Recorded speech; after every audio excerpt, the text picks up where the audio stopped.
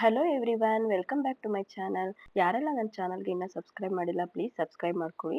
ನಾನಿವತ್ತು ಮಸಾಲಾ ಕಡಲೆಕಾಳು ಸಾಂಬಾರು ನಾನು ಹೇಗೆ ಮಾಡ್ತೀನಿ ಅಂತೇಳಿ ತೋರಿಸ್ತಿದ್ದೀನಿ. ಸಿಂಪಲ್ ಆಗಿ ಹೇಗೆ ಈಸಿಯಾಗಿ ಮಾಡೋದು ಅಂತೇಳಿ.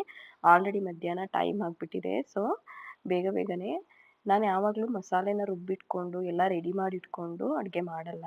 ಅಡುಗೆ ಮಾಡ್ತಾ ಮಾಡ್ತಾ ಜೊತೆಯಲ್ಲೇ ಎಲ್ಲ ರೆಡಿ ಮಾಡ್ಕೊತೀನಿ. ಆಲ್ರೆಡಿ ಇಲ್ಲಿ ಪಾನ್ಗೆ ನೀವು ನೋಡಿದಾಗೇ ಆಯಿಲ್ ಹಾಕಿ ನಾನು ರಾತ್ರಿ ನೆನೆಸಿಟ್ಕೊಂಡಿರೋ ಕಾಳನ್ನ ಚೆನ್ನಾಗಿ ವಾಶ್ ಮಾಡಿ ಒಗ್ಗರಣೆಗೆ ಹಾಕ್ಕೊಂಡಿದ್ದೀನಿ. ಚೆನ್ನಾಗಿ ಕಾಳನ್ನ ಫ್ರೈ ಮಾಡ್ಕೋಬೇಕು. ನೆಕ್ಸ್ಟ್ ನಾವಿಲ್ಲಿ ಮಸಾಲೆಗೆ ಏನೇನು ಹಾಕೋಬೇಕು ಅಂತ ನೋಡೋಣ. ಒಂದು ಈರುಳ್ಳಿ, 2 ಟೊಮೊಟೊ ಹಾಕ್ಕೊಳ್ಳಿ. ಹುಳಿಗೆ ಕಡಲೆಕಾಳು ಸಾಂಬಾರಿಗೆ ಹುಳಿ ಇದ್ರೆ ಚೆನ್ನಾಗಿರುತ್ತೆ. 4 ಸ್ಪೂನಷ್ಟು ಕಾಯಿ ತುರಿ ಹಾಕ್ಕೊತಿದ್ದೀನಿ ನಾನು.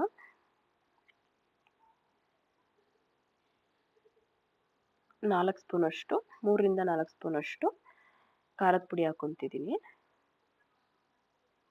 ಸ್ವಲ್ಪ ಲವಂಗದ ಪೌಡ್ರು, ಸ್ವಲ್ಪ ಚಕ್ಕೆ ಪೌಡ್ರ್ ಹಾಕ್ಕೊಳ್ಳಿ, ಟೇಸ್ಟ್ ಚೆನ್ನಾಗಿರುತ್ತೆ. ನೆಕ್ಸ್ಟ್ ಸ್ವಲ್ಪ ಒಂದು 1/4 ಸ್ಪೂನಷ್ಟು ಶುಂಠಿ ಬೆಳ್ಳುಳ್ಳಿ ಪೇಸ್ಟ್ ಹಾಕ್ಕೊತಿದ್ದೀನಿ. ಇದನ್ನು ಫೈನ್ ಪೇಸ್ಟ್ ಮಾಡ್ಕೊಬೇಡಿ, ಸ್ವಲ್ಪ ದಪ್ಪಕ್ಕೆ ತರ್ತರಿಯಾಗಿ ರುಬ್ಕೊಳ್ಳಿ. ರುಬ್ಕೊಂಡು ಇವಾಗ ಕಾಳು ಚೆನ್ನಾಗಿ ಫ್ರೈ ಮಾಡಿದ್ದೀರಲ್ಲ ಅದಕ್ಕೆ ಆ್ಯಡ್ ಮಾಡ್ಕೊಳ್ಳಿ. ಚೆನ್ನಾಗಿ ಆ್ಯಡ್ ಮಾಡಿಕೊಂಡು ಖಾರನ ಚೆನ್ನಾಗಿ ಫ್ರೈ ಮಾಡಿಕೊಂಡು ವಾಟರ್ ಎಷ್ಟು ಕನ್ಸಿಸ್ಟೆನ್ಸಿ ಬೇಕು ನಿಮಗೆ ಅಷ್ಟು ವಾಟರ್ ಆ್ಯಡ್ ಮಾಡಿಕೊಂಡ್ರೆ ಕಡಲೆಕಾಳು ಸಾಂಬಾರು ರೆಡಿ ಆಗುತ್ತೆ. ರುಚಿಗೆ ತಕ್ಕಷ್ಟು ಉಪ್ಪನ್ನ ಹಾಕ್ಕೊಳ್ಳಿ. ನಾನು ಹಾಗೆ ಇಲ್ಲಿ ಸ್ವಲ್ಪ ಮೇಥಿ ಪೌಡರ್ನ ಹಾಕೋತಿದ್ದೀನಿ, ರುಚಿ ಟೇಸ್ಟ್ ಚೆನ್ನಾಗಿರುತ್ತೆ ಅಂತೇಳಿ. ಇದು ದೋಸೆಗೆ, ರೊಟ್ಟಿಗೆ ಮತ್ತು ಮುದ್ದೆಗೂ ಕೂಡ ತುಂಬ ಚೆನ್ನಾಗಿರುತ್ತೆ. ಸಾಂಬಾರು ಬೇಕಂತಂದರೆ ಸ್ವಲ್ಪ ತೆಳುಗೆ ಮಾಡ್ಕೊಳ್ಳಿ. ನಾನೀಗ ಹಾಗೆ ಜೊತೆಯಲ್ಲಿ ಮುದ್ದೆ ಮತ್ತು ರೈಸ್ ಕೂಡ ಮಾಡ್ಕೊತಿದ್ದೀನಿ. ನಾನು ಸಿಂಪಲಾಗಿ ಹೇಗೆ ಮುದ್ದೆ ಮಾಡ್ತೀನಿ ಅಂತ ತೋರಿಸ್ತಿದ್ದೀನಿ ಇವತ್ತು. ನೋಡಿ, ಇಲ್ಲಿ 1½ ಗ್ಲಾಸಷ್ಟು ವಾಟರ್ನ ತೊಗೊಂಡಿದ್ದೀನಿ. ಚೆನ್ನಾಗಿ ಬಾಯ್ಲ್ ಆಗ್ತಿದೆ. ಈ ಥರ ಕುದೀತಿದ್ದಾಗ ಒಂದು 2½ ಸ್ಪೂನ್ ಬೌಲಷ್ಟು ನಾನು ರಾಗಿ ಹಸಿಟ್ಟನ್ನ ಹಾಕ್ಕೊತಿದ್ದೀನಿ. ಹಸಿಟ್ಟನ್ನ ಈ ರೀತಿ ಹಸಿಟ್ಟನ್ನ ಹಾಕಿ ಅದ್ರ ಮೇಲೆ ಒಂದು ಕುದಿ ನೀರು ಬರೋ ತನಕ ಕುದಿಸ್ಬಿಟ್ಟು ಸಿಮ್ಗೆ ಇಟ್ಬಿಡಿ. 7 to 8 ಮಿನಿಟ್ಸು ಇದೇ ರೀತಿ ಬಾಯ್ಲ್ ಆಗಕ್ಕೆ ಬಿಡಿ. ಆ ಕಡೆ ಸಾಂಬಾರು ಕೂಡ ನಾನು ಆ ಕಡೆ ಸಾಂಬಾರನ್ನ ಶಿಫ್ಟ್ ಮಾಡಿಕೊಂಡೆ. ಈ ಕಡೆ ಮುದ್ದೆ ಇಟ್ಕೊಂಡಿದ್ದೀನಿ. ಈಗ ರೈಸ್ಗೂ ಕೂಡ ಹಾಗೆ ಇಟ್ಕೊಂಡಿದ್ದೀನಿ.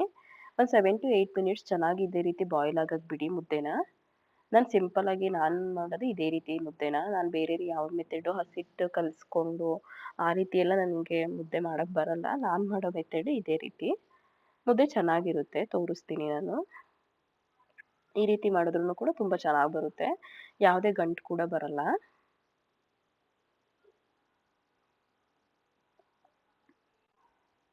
ಹಾಗೆ ಕಡಲೆಕಾಳು ಸಾಂಬಾರಿಗೆ ನಾನು ಇಲ್ಲಿ ಆಲೂಗೆಡ್ಡೆ ಮತ್ತು ಬದನೆಕಾಯಿ ಎಲ್ಲ ಆ್ಯಡ್ ಮಾಡ್ಕೊತಿದ್ದೀನಿ.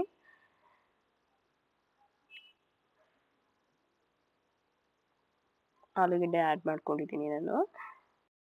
ಬೇಗ ಮಾಡಬೇಕಂತೇಳಿ 3 ಕಡೆನೂ ಅನ್ನ, ಮುದ್ದೆ, ಸಾಂಬಾರೆಲ್ಲ ಒಟ್ಟಿಗೆ ಮಾಡ್ತಾಯಿದ್ದೀನಿ. ಫಾಸ್ಟಾಗಿ ಮಾಡೋಣ ಅಂತೇಳಿ. ಹಾಫ್ ಆನ್ ಅವರಲ್ಲಿ ನೋಡಿ ಈ ಥರ ಮಾಡಿಕೊಂಡ್ರೆ ಅರ್ಧ ಗಂಟೆಯಲ್ಲಿ ಅಡುಗೆ ರೆಡಿ ಆಗುತ್ತೆ.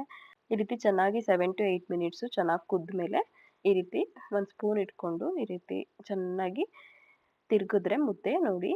ಗ್ಯಾಸ್ನ ಆಫ್ ಮಾಡ್ಕೊಬಿಡಿ.